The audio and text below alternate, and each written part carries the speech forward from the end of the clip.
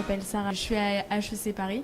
Bonjour, je m'appelle Nathaniel, je fais des études de business et management. Quand on pense au profil économique d'Israël, c'est vraiment la multitude des startups et voilà, nous on voit Israël comme la Startup Nation, comme un peu une Silicon Valley. Nous on organise un voyage avec les trois plus grandes écoles de commerce, avec les trois écoles de commerce, HEC, ESSEC et le SCP, où on emmène 130 étudiants de tous horizons en Israël pour voir justement comment, pour rencontrer des startups.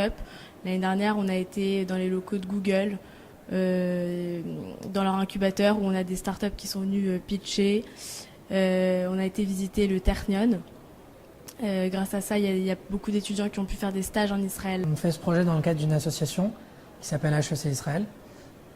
Et avec les associations ESSEC Israël et SCP Israël, c'est des associations étudiantes.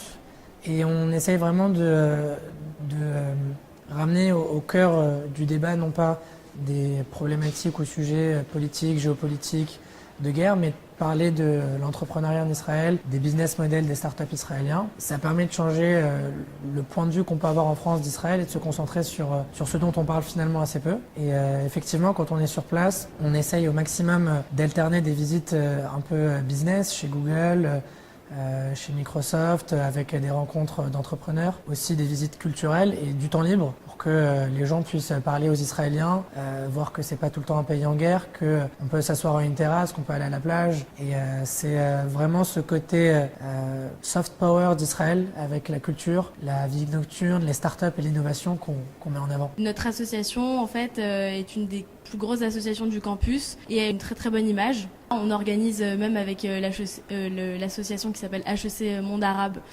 On organise des événements, des conférences, des dîners, des soirées.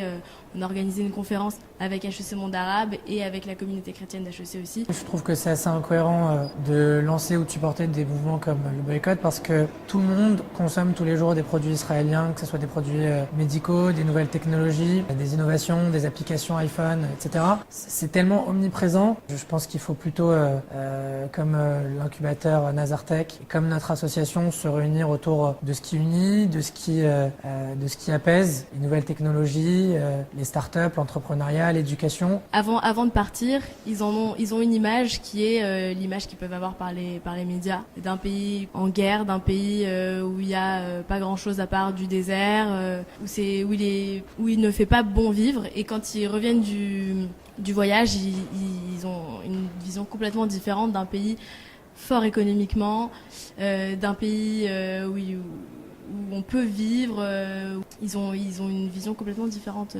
Le meilleur exemple, je pense, de l'intérêt du voyage qu'on propose, c'est un étudiant d'HEC qui s'appelle Thibaut de la Baronnière, qui avait jamais été en Israël et qui, il y a 5-6 ans, a fait le voyage avec HEC, ESSEC et SCP Israël. Et puis, il a fini ses études à HEC. Un an après la fin de ses études, il a été vivre en Israël. Il a travaillé en Israël. Ensuite, il a monté son entreprise en Israël. Il en a même monté 2, donc il s'est complètement imprégné de l'esprit entrepreneurial local. Et maintenant, il se concentre sur la mise en relation d'étudiants français, des grandes écoles notamment, ou d'alumni de ces écoles, avec des entreprises israéliennes, pour essayer de renforcer les relations économiques, les partenariats en termes d'éducation, de recherche, etc. Cet été, j'ai fait un stage de 3 mois dans une start-up en Israël, à Tel Aviv, qui s'appelle Weebits. J'ai énormément appris, j'ai adoré l'ambiance de travail, le management à l'israélienne, l'esprit cool, où on sent pas de hiérarchie, mais en même temps, tout le monde sait quelle est sa place et ce qu'il doit faire. En même temps, il y a une effervescence et j'espère avoir d'autres opportunités de travailler là-bas, soit dans une start-up, soit dans un grand groupe, ou bien soit pour étudier ce que je fais pas en école de commerce comme du codage ou ce qui est lié à l'informatique.